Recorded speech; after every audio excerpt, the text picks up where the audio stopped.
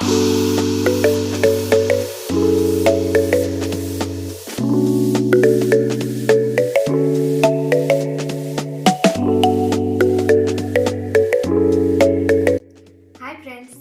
To my YouTube channel और सबों को जय यीशु।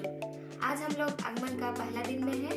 आगमन में हम लोग टियारा बनाते हैं और टियारा में 4 कैंडल्स लगाया जाता है। पहला कैंडल को हम लोग पहला सप्ताह में जलाते हैं, दूसरा कैंडल को हम लोग दूसरा सप्ताह में जलाते हैं और तीसरा कैंडल को हम लोग तीसरा सप्ताह में जलाते हैं और चौथा कैंडल को हम लोग लास्ट सप्ताह में जलाते हैं।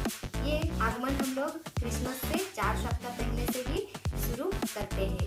तो आज हम लोग आगमन का तैयारी के लिए हम लोग टियारा बनाएंगे।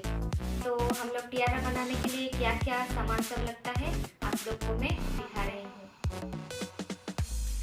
तो ये हम लोग कुछ लीव्स लिए हैं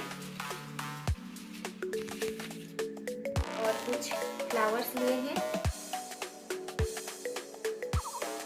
और ये आयरन रोड का हम लोग राउंड शेप में बनाए हैं